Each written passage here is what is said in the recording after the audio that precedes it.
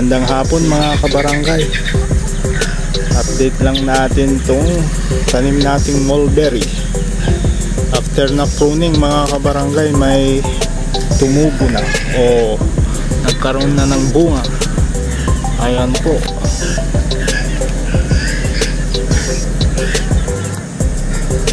Ayan po yung bunga mga kabarangay.